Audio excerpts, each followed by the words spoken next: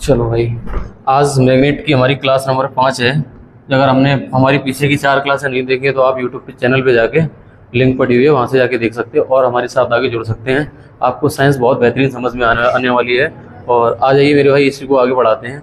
कल जो हम पढ़ा रहे थे मैग्नेटिज्म, उससे पिछली क्लास अगर पढ़ के आएंगे तो आप यहाँ पर आ जाएंगे मेरे साथ। और हम धारावाही प्रणालिका की बात कर रहे थे। आ जाओ भाई। धारावाही प्रणालिका में क्या क्या मिलेगा मेरे भाई? धारावाही प्रणालिका में आपको मिलेगा, मैंने कहा अगर हम तार को ऐसे गोल गोल मोड़ दें, कैसा गोल गोल मोड़ दें और एक बैटरी से कनेक्ट कर दें, एक बैटरी से कनेक्ट कर दें, तो ये कहेंगे कि magnetic field inside the solenoid. कहें तो इस प्रणालिका के अंदर चुंबकीय क्षेत्र होगा ना, वो μ0 Ni के बराबर होगा। कहने का मतलब अगर हम जिसमें जितना ज्यादा करंट होगा उतना ही चुंबकीय क्षेत्र ज्यादा होगा। मैंने कहा ये फेरों की संख्या जितनी ज्यादा होगी चुंबकीय क्षेत्र भी उतना ही ज्यादा होगा, क्योंकि बी डायरेक्टली प्रोपोर्शनल लाइन है। हमने कहा अगर करंट आई बह रहा है इसमें, अगर बेटा इसमें बड़े समझ के चलना, कॉन्सेप्ट पूरा समझ में आएगा। मैंने कहा अगर इसमें धारा आई बह रही है और इसमें फेरों की संख्या मान लिया 10 है, अगर हम आई से 2i कर दें तो भाई साहब हमारा चुंबकीय क्षेत्र बढ़ जाएगा। और देखो मैंने कहा धारा आई को आई रखें और इसके फेरों की संख्या पास पास कर दें, तब भी अगर मान लिया पहले 5 फेरे थे 10 फेरे कर दिए तो दोगुना हो जाएगा चुंबकीय क्षेत्र। ये वाला होता है प्रणालिका वाला कॉन्सेप्ट। प्रणालिका में और क्या बताना है वो हम सब चीजें इकट्ठी समझा देंगे, इससे जितने क्वेश्चन बनने एक साथ। देखो मेरे भाई, इस प्रणालिका में एक चीज का ध्यान देना है कि ये बताओ यहाँ से जब प्रणालिका जाएगी तो ऐसे करके घूम रही है और हमारी वैद्युत धारा का प्रवाह किस साइड है? मेरी वैद्युत धारा का प्रवाह ये है। अच्छा, यहाँ से जाएगी और यहाँ से करंट जा रहा है, ऐसे जाएगा क्या और ऐसे जाके ऐसे जाएगा क्या? क्या आप मेरी बात समझ पा रहे हैं? अगर हम इस वाली कोयल को अलग कर लें तो आपको ऐसी दिखाई देगी। अगर इस कोयल को अलग कर ले तो आपको कोयल ऐसी नजर आएगी। और इस कोयल में अगर हम ऐसा बना दें कि हमारा करंट ऐसा ही फ्लो हो रहा है, ये करंट क्लॉकवाइज एंटी क्लॉकवाइज है। इसके बाद में ऐसा चला गया, अगले वाले में जा रहा है, ऐसा ही तो रहा है, ऐसे करके अगले वाले में चला गया। मैंने कहा जो क्लॉकवाइज है, जो दक्षिणावर्त होता है, वो हमारा ये नॉर्थ पोल की तरह काम करता है, साउथ पोल की तरह काम करता है। जो क्लॉकवाइज होता है दक्षिणावर्त। ये बताओ, अब ये कल वाला आपको सोचना पड़ेगा। जो कल मैंने यार आपको समझाया था एक बार, किसकी तरह काम करता है? साउथ। क्योंकि हमारा जो क्लॉकवाइज होता है, इस वाले को हमने समझाया था कल। मैंने कहा जो क्लॉकवाइज होता है बेटा, जो क्लॉकवाइज होता है इसमें चुंबकीय क्षेत्र अंदर की तरफ, और अंदर की तरफ साउथ पोल में जाता है। इसका मतलब क्लॉकवाइज होता है वो साउथ पोल की तरह काम करता है, जो एंटी क्लॉकवाइज होता है वो नॉर्थ पोल की तरह काम करता है। यही तो बताया था कल। ये वाला याद है ना आपको? मैंने कहा जो अंदर जा रही है, मैंने कहा चुंबकीय क्षेत्र अंदर की तरफ तो साउथ पोल की तरह है। मैंने कहा इसमें एंटी क्लॉकवाइज है तो आप कहेंगे इसमें धारा बाहर की तरफ आ रही है, और बाहर कौन सी निकल रही है? ये वाली बाहर की तरफ, तो ये नॉर्थ पोल की तरह काम कर रहा है। ये वाला कॉन्सेप्ट कल समझा था। अगर घर पे आपने रिवाइज करा होगा तो हम आपको यकीन दिलाते हैं कि आपने इस वाली चीज को पहली बार में समझ गया। बोलते ही आपने कहा होगा कि सर ये तो साउथ पोल की तरह काम करेगा। अगर हमारी धारावाही प्रणालिका है, इधर से करंट जाएगा, अगर हमारी धारा की दिशा ये है तो इधर साउथ पोल उधर नॉर्थ पोल की तरह काम करेगा। ओके, अच्छा साउथ पोल नॉर्थ पोल की तरह काम करेगा, ऐसे करके चलेगा। अच्छा, मैंने कहा इसके भीतर ये चुंबकीय बल रेखा नहीं खींची, इस बात का ध्यान रखना, क्योंकि आपको तीर ऐसे उल्टे दिखाई दे सकते हैं। इसको न छोड़ के एक चीज ये सोचिए कि इसमें जो एन था, ये एन क्या था? Number of turns in unit length. एकांक लंबाई में फेरों की संख्या है। एकांक लंबाई में फेरों की संख्या ये है कि मान लिया इतनी लंबाई में 3 फेरे हैं और इतनी लंबाई में 6 फेरे हैं, तो हम ये कहेंगे जिसमें चुंबकीय क्षेत्र किसमें ज्यादा होगा? मैंने कहा जिसमें एन, गलत कर दिया, उल्टा कर दिया। यहाँ पे थोड़ा सा हमने, जहां पर नंबर ऑफ फेरों की संख्या ज्यादा होगी वहां पर चुंबकीय क्षेत्र ज्यादा होगा। यहाँ पर नोट्स बनाओ आप, उसमें ऊपर तीर लगा रहना इसमें, ठीक है। और इसमें जिसमें नंबर ऑफ फेरों की संख्या कम होगी उसमें चुंबकीय क्षेत्र कम होगा ना, इतने। हाँ, ये सीधा रिलेशन है। हमने शायद ये सब उल्टा कर दिया है, सब तीर उल्टे लगा दिए। ये घर पे जाके आप इसको सही कर लेना जब आप नोट्स बनाओ, ठीक है। जहां पर फेरों की संख्या कम वहां पे चुंबकीय क्षेत्र कम, जहां पे फेरों की संख्या ज्यादा, एन के ऊपर वाला तीर लगेगा, वहां पे चुंबकीय क्षेत्र ज्यादा। ये बात शायद आप समझ पाए होंगे। यहाँ से एक चीज और समझिए मेरे भाई,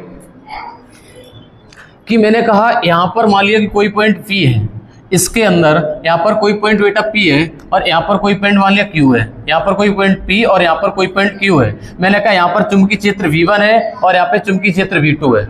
अगर धारावाही प्रणालिका है तो जितना चुंबकीय क्षेत्र यहाँ पर होगा उतना ही चुंबकीय क्षेत्र यहाँ पर होगा। ये दोनों आपस में बराबर होगी। इस बात को समझाना चाह रहे हैं हम। मैंने कहा इस धारावाही प्रणालिका के अंदर चुंबकीय क्षेत्र समान होता है। धारावाही प्रणालिका के अंदर चुंबकीय क्षेत्र समान होता है। मैंने 2 पॉइंट लिए, पी और क्यू दोनों जगह कैसा निकलेगा, बराबर निकलेगा। ऐसे क्वेश्चन आपसे पूछे जा सकते हैं। और एक चीज मेरे भाई आ जाओ थोड़ी से आगे बोल रहा है इस प्रणालिका में कोर यानी छल्लों के बीच में, अगर ये छल्लों के बीच में सॉफ्ट आयरन कहे तो नरम लोहा रख दें तो ये इलेक्ट्रोमैग्नेट कहे तो टेम्परेरी मैग्नेट की तरह काम करेगा। जो आपको ये वाला थोड़ा सा हम जहाँ पे एक बार बोले थे अभी, मैं यही बताना चाह रहे थे बेटा कि इस वाले में जो भीतर अगर हम नरम लोहा की छड़ें रख दें, ऐसी वाली ये नरम लोहा रख दिया, इसकी जो कोलॉइड है ना, जो हमारी सोलेनॉइड है ना जो प्रणालिका, इसके भीतर मैंने नरम लोहे की छड़ें रख दी तो क्या होगा, इसमें चुंबकीय क्षेत्र तो होगा ही, तो ये भी चुंबकीय क्षेत्र बन जाएगा। ये चुंबक की तरह काम करेगा, कहे तो इलेक्ट्रोमैग्नेटिक की तरह काम करेगा। इसमें मैंने क्या लिखा देखो बेटा, इस प्रणालिका के कोर यानी छल्लों के बीच में अगर सॉफ्ट आयरन नरम लोहा रख दे तो ये इलेक्ट्रोमैग्नेट को हमने टेम्परेरी मैग्नेट क्यों कहा, टेम्परेरी मैग्नेट इसलिए कहा कि जब तक इसमें करंट बहेगा तब तक ये एक मैग्नेटिक फील्ड रहेगा, जैसे ही करंट हटा देंगे वैसे ही एक नरम लोहा की तरह काम करेगा। चुंबक होती है उसमें हमेशा मैग्नेटिक चुंबकीय क्षेत्र रहता है। जो चुंबक होता है उसमें हमेशा चुंबकीय क्षेत्र रहता है, और इसमें वैद्युत धारा की वजह से चुंबकीय क्षेत्र आया था। जो प्रणालिका थी ना बेटा, जो प्रणालिका हम समझा रहे थे, इसमें बैटरी लगाई हुई है ना, बैटरी लगाने की वजह से चुंबकीय क्षेत्र आया इसमें। और चुंबकीय क्षेत्र के बीच में अगर हम नरम लोहे की छड़ें रख दें तो वो भी इलेक्ट्रोमैग्नेटिक की तरह काम करेंगे। इलेक्ट्रोमैग्नेट जब तक इसमें करंट बहेगा तब तक वो भी चुंबकीय क्षेत्र की, उसमें भी होगा चुंबकीय क्षेत्र। समझ पा रहे, मतलब ये भी चुंबक की तरह काम करेगा। और आगे देखो, अगर इस धारावाही प्रणालिका के अंदर कोबाल्ट, निकेल और स्टील रख दें, पहले मैंने नरम सॉफ्ट आयरन रखा था, ये रख दें तो ये परमानेंट मैग्नेट बन जाएगी उसके अंदर। भले चाहे करंट का फ्लो रोक भी देंगे ना, तो उसके बाद में अगर हमारा कोबाल्ट, निकेल और स्टील को रख देंगे तो इसकी छड़ें हमारी चुंबक की तरह काम करेंगी, चुंबकीय गुण आ जाएगा उनमें, ये कहना चाह रहे हैं अगर धारावाही प्रणालिका के भीतर। अच्छा, अब हमें लगता है जहां तक इसके बाद सभी क्वेश्चन लगे हुए हैं, इन क्वेश्चनों को आपको करना है और आगे तक जहां तक क्वेश्चन है वहां तक हम कराएंगे, उसके बाद हम आगे आ जाएंगे। चलो भाई, इसके क्वेश्चन आप करिए एक बार। क्वेश्चन नंबर 1 देखिए, प्रैक्टिस वाले क्वेश्चन आज जाते हैं। प्रश्न संख्या इसको पढ़िए।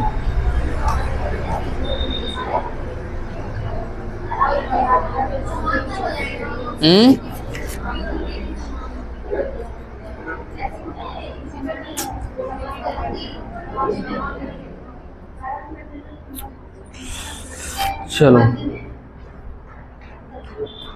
ये कह रहा धारावाही प्रणालिका के मध्य में चुंबकीय रेखाएं वृत्त, कुंडली, ट्यूब की धुरी के समांतर, ट्यूब की धुरी के लंबवत। क्या लगता है बताओ? जो आपको लग रहा है वो एकदम सही लग रहा है।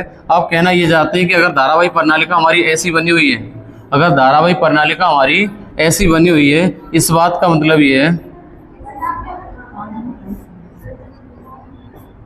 धारावाही प्रणालिका हमारी ये बनी हुई है और इसमें करंट आई फ्लो हो रहा है, ये पॉजिटिव है, ये नेगेटिव है, यहाँ पे कुंजी के लगी हुई है, तो आप ये कहेंगे सर जी ये बताओ, इस धारावाही प्रणालिका में जो चुंबकीय क्षेत्र की रेखाएं होंगी वो कहाँ पे होंगी? वो ऐसी होंगी ना, इसमें अंदर की तरफ, और ये किसके? ट्यूब की धुरी के समानांतर होगी। आंसर हो जाएगा ऑप्शन नंबर सी वाला सही। शायद सभी को समझ में आ गया होगा। आ गया? अगले वाले पे आ जाओ, इसको एक बार ट्राई करो। एक नरम लोहे की छड़ को वैद्युत धारावाही प्रणालिका के अंदर डाल दिया जाता है, सोलेनॉइड के अंदर चुंबकीय क्षेत्र कैसा होगा बताओ? बढ़ जाएगा, घट जाएगा, या फिर शून्य हो जाएगा, या वही रहेगा?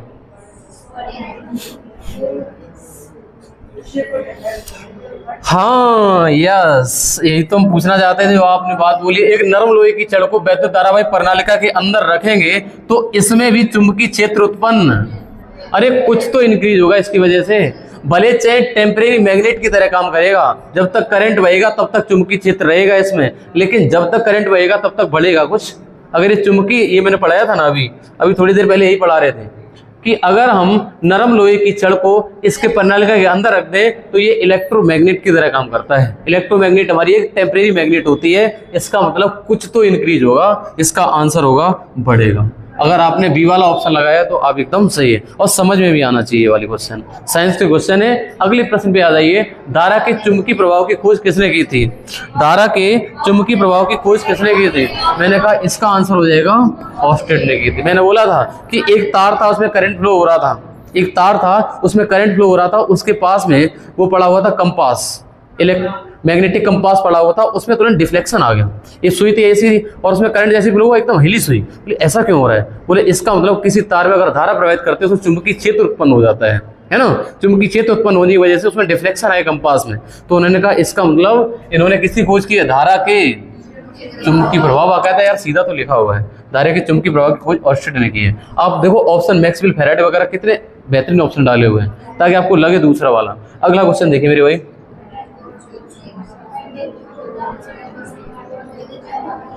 ये लगा विद्युत चुंबक में क्रोड बनाने के सर्वाधिक उपयुक्त पदार्थ है। क्या लगता है बताओ? हाँ, विद्युत चुंबक मतलब हमें बनानी है, पता क्या? इलेक्ट्रोमैग्नेट बनानी है। इलेक्ट्रोमैग्नेट हमारी वो मैग्नेट होती है, टेम्परेरी मैग्नेट होती है। क्या कहते हो?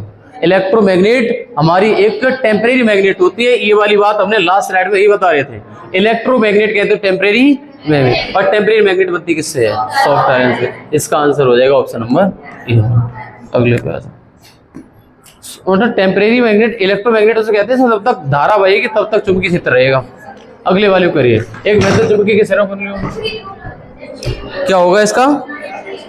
हाँ, ये बोल रहा है कि एक वैद्युत चुंबक के सिरों पर कुंडली के सिरों की दिशा, धारा की दिशा दक्षिणावर्त है, मतलब क्लॉकवाइज है। ऐसे करके धारा बह रही है, ऐसे करके धारा बह रही है। अगर ये बात तुम्हें समझ में आ गई है तो मैंने कहा इस वाले को काट लो और ऐसे करो, बोले चुंबकीय क्षेत्र अंदर की तरफ, चुंबकीय क्षेत्र अंदर की तरफ। और मैंने कहा जो रॉड होती है इसमें नॉर्थ पोल और साउथ पोल होता है, बताओ अंदर की तरफ किस तरह जाएगा? इधर से निकलेगा और अंदर जाएगा। तो मैंने कहा अंदर की तरफ, तो अंदर की तरफ साउथ पोल, तो ये किसकी बात कार्य करेगा?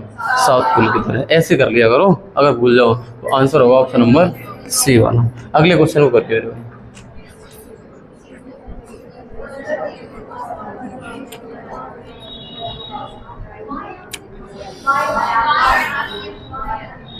ये क्या बोल रहा? किसी विद्युत चुंबक में उत्तर दक्षिण ध्रुवों का उपयोग आसानी से किया जा सकता है। नहीं, ये तो पढ़ाया ही नहीं। देखो असल में ये वाला यहाँ पर दूसरा कॉन्सेप्ट है। जैसे आपको मैंने ये प्रणालिका पढ़ाई थी बेटा, जो प्रणालिका बेटा पढ़ाई थी, प्रणालिका में मैंने ये पढ़ाया था।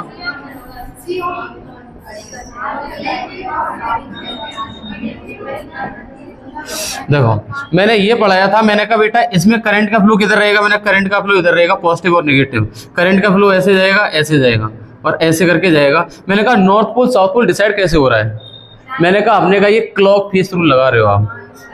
कौन सा लगा रहे हो? Clock pose. तुमने ये इसको साउथ पोल ही क्यों कहा, इसको नॉर्थ पोल ही क्यों कहा? ये क्लॉकवाइज एंटी क्लॉकवाइज नियम लगा रहे हो। समझ पा रहे हो?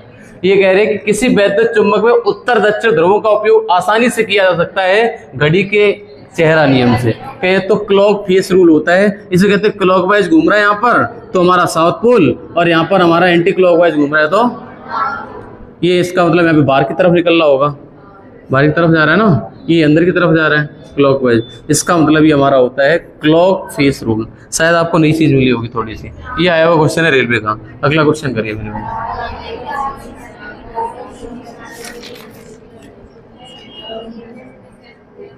बताओ।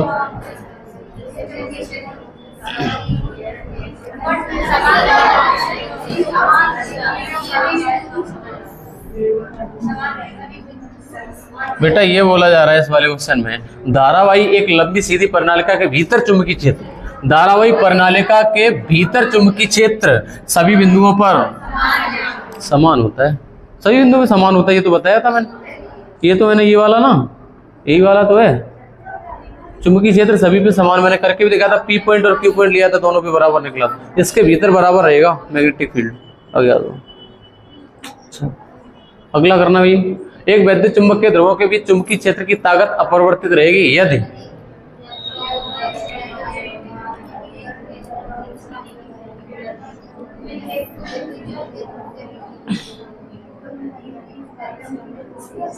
बताओ क्या लगता है?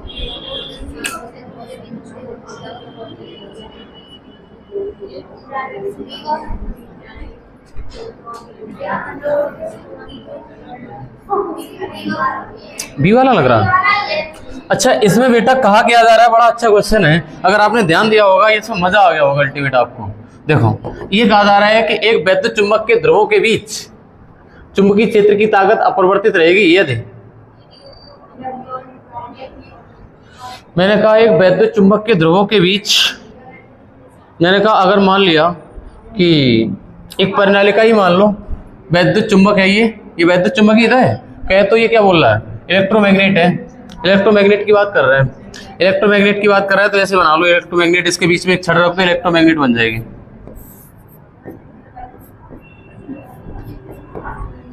ठीक है, मैंने कहा पहला इलेक्ट्रोमैग्नेटिक बाइंडिंग को दोगुना कर दिया जाए, अगर इसके तार के फेरों को एन को कह रहा है कितना कर दिया जाए, 2n कर दिया जाए, तो क्या हमारा अपरिवर्तित रहेगा चुंबकीय क्षेत्र, क्योंकि हमारा फॉर्मूला होता है B बराबर μ0 ni।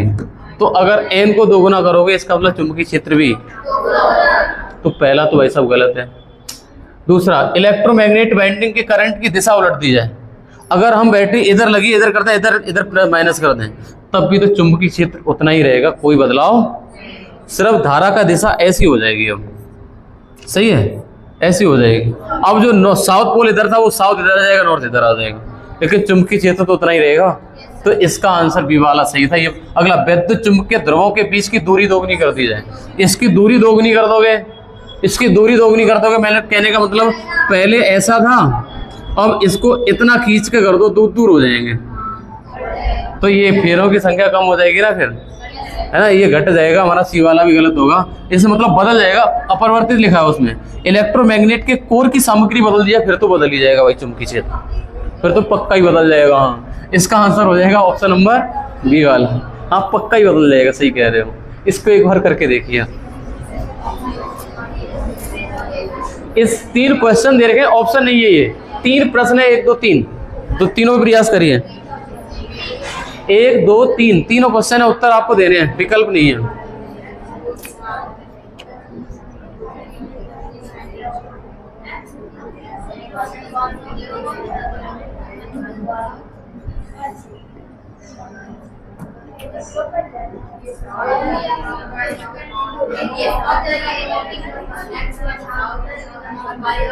हाँ, ये कह रहा किसी वैद्युत चुंबक की कुंडली एक्स और वाई के सिरों पर बहने वाली धारा की दिशाएं नीचे दर्शाई गई हैं, एक्स और वाई में।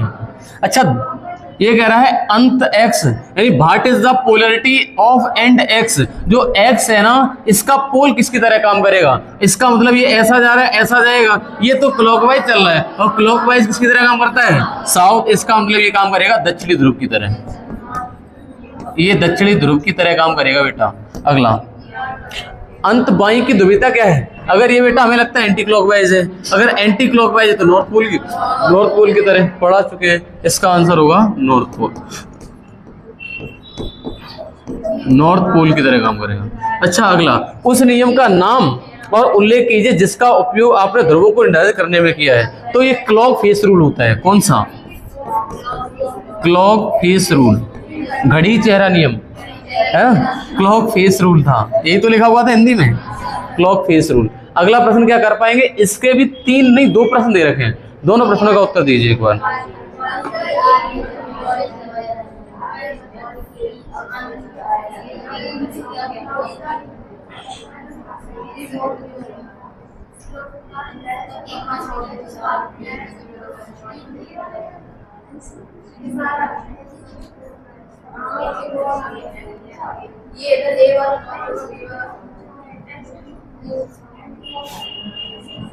ऊपर वाला बताओ पहले।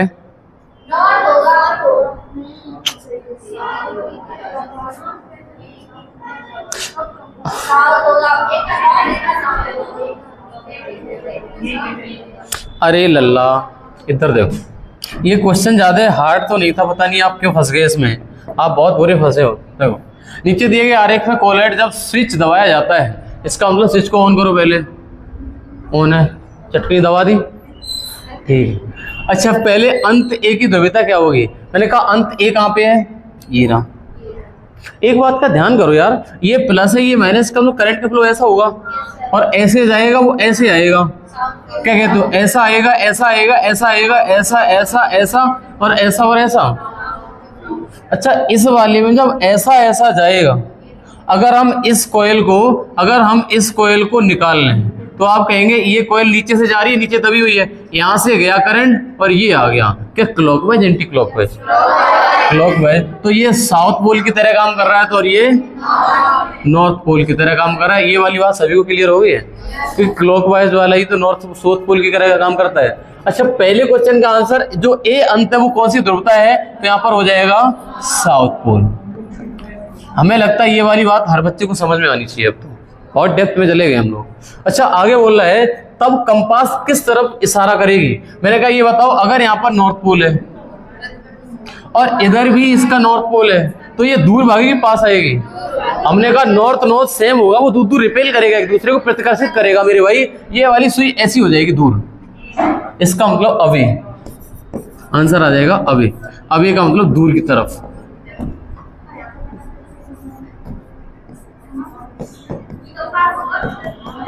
लिखा हुआ है ना, कंपास किस तरफ इशारा करेगा। कंपास का एन ऊपर दे रखा है उसने खुद, एन इधर है तो साउथ इधर है।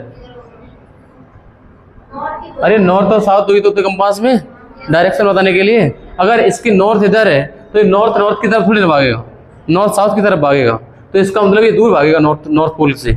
ये नॉर्थ, ये भी नॉर्थ है बेटा, ये नॉर्थ दूर भागेगा इससे, है ना, सेम पोल आ जाएंगे। ये बात समझ में आ रही है ना। अगर समझ में आ गई है तो आपको हम एक नियम और पढ़ाने जा रहे हैं, जो कि अगली स्लाइड पे मिलेगा आपको। देखो,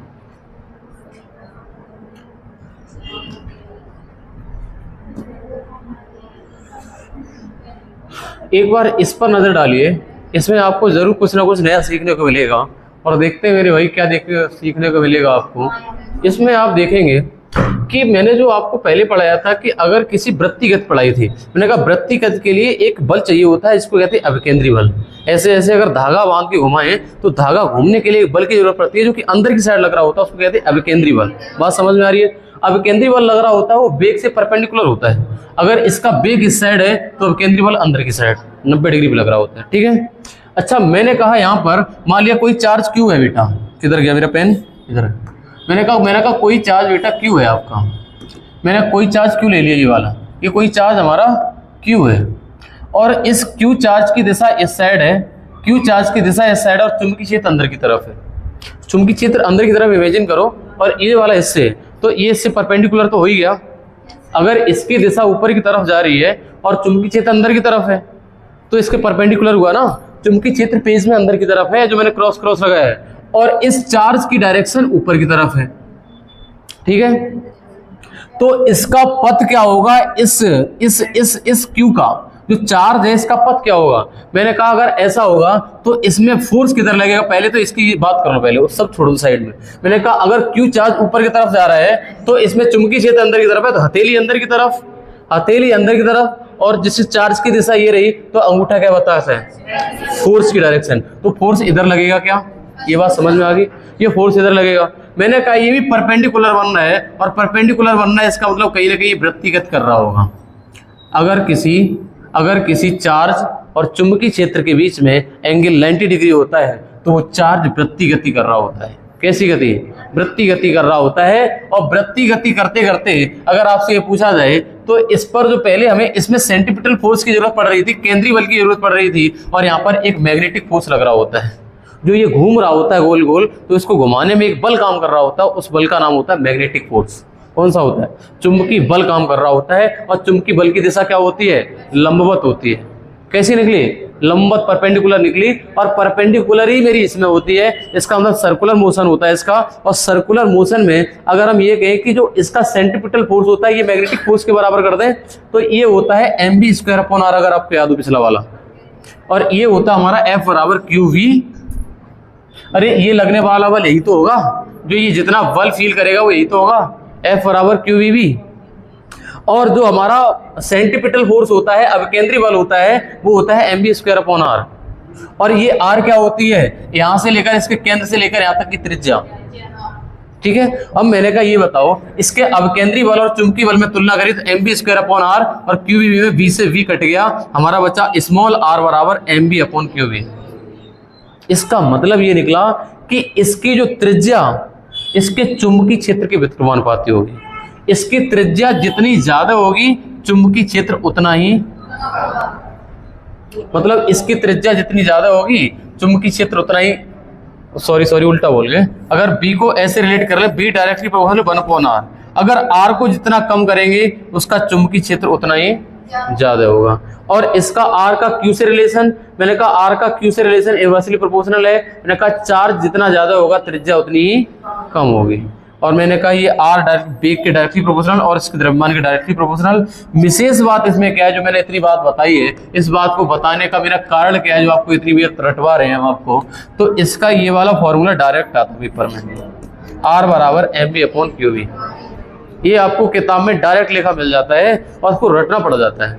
r बराबर mv/qv होता है। मैंने कहा ये चुंबकीय क्षेत्र में जो बनने वाली वृत्तिगत की त्रिज्या होगी ना, वो उसके द्रव्यमान और चुंबकीय क्षेत्र के समानुपाती और उस चार्ज और उसके वेग के व्युत्क्रमानुपाती। ये वाला फॉर्मूला आपको याद रखना है तो समानुपाती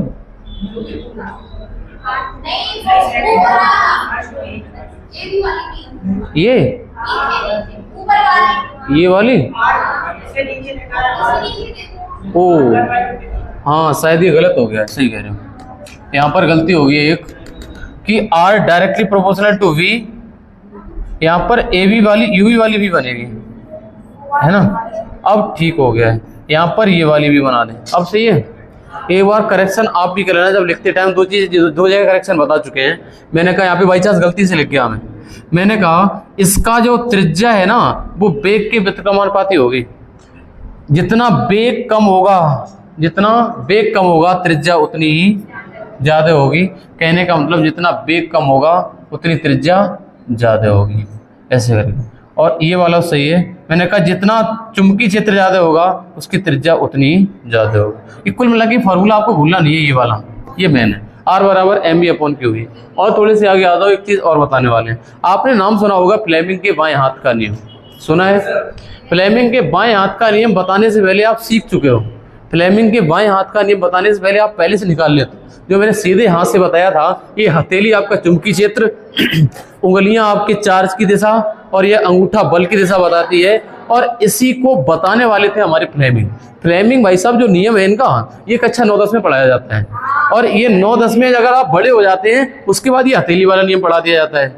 ये फ्लेमिंग का ही इसका सब्स्टिट्यूट है, मतलब उसी की जगह पे लाया गया। ये जो उससे निकलेगा वही इससे निकलेगा। इनके वाले में ये रहता है, इनका बाएं हाथ का शायद फ्लेमिंग के बाएं हाथ का नियम है। फ्लेमिंग के बाएं हाथ के नियम को इस प्रकार फैलाइए कि बी हमारे चुंबकीय क्षेत्र की दिशा, ये उंगली ऐसी रहती है, ऐसी मत कर देना, ऐसी नहीं, ऐसी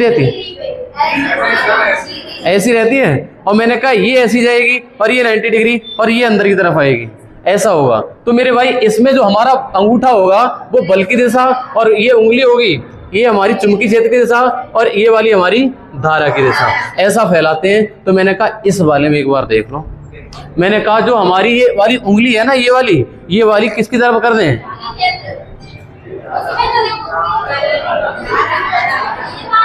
हाँ, यही वाली है धारा। अच्छा, धारा की तरफ कर दो तो धारा का फ्लो किस साइड हो रहा है? धारा का फ्लो किस साइड हो रहा है? धारा का फ्लो किधर है? ऊपर की ओर। तो धारा, जो ये वाली उंगली धारा बता रही है तो इसको ऊपर की तरफ कर दो। चुंबकीय क्षेत्र किधर है? अंदर की तरफ। तो ये वाली उंगली अंदर की तरफ जा रही है, देखो ये वाली अंदर की तरफ। ये अंगूठा क्या बता रहा है? इसमें दिक्कत ज्यादा फील होगी, ये सीधा हाथ फैलाओ। देखो मैंने कहा ये हाथ कर दो चुंबकीय क्षेत्र की तरफ और ये उंगलियां कर दो उस चार्ज के वेग की तरफ, ये अंगूठा अपने आप बोलेगा आ जाओ इधर। तो मैंने कहा ये सरल है, ये छोटी क्लास में पढ़ाया जाता है ये वाला। इससे तुरंत निकल आता, ले भाई हथेली रखी, हथेली जा रही उधर, अब ये उंगलियां फैलाओगे। पहले तुम्हारी टेढ़ी मेढ़ी कहीं इधर चली जाएगी वो वाली, फिर इधर आएगी, फिर इसको पकड़ के इस साइड कर लो, खींच के कर लिया मेरे भाई। ऐसा करो, ऐसी कर ली। मैंने कहा अब करो इस वाली को धारा की दिशा की तरफ। बोले धारा की दिशा की तरफ, ये लो, ये धारा की दिशा, ये चुंबकीय क्षेत्र की दिशा, तो ये हमारे बल की दिशा को बता रहे हैं। अब आप ऐसे फैला के देखते रहो, जब तक मन न भर जाए तब तक फैलाइए। हाँ, हथेली वाले में दाएं हाथ का लिया जाता है, ये ध्यान रखना। अगर बायां ले लिया तो उल्टा हो जाएगा शायद, ये गड़बड़ हो जाएगा मामला, सब उल्टा है ना। इसमें भी बायां, फ्लेमिंग के बायां।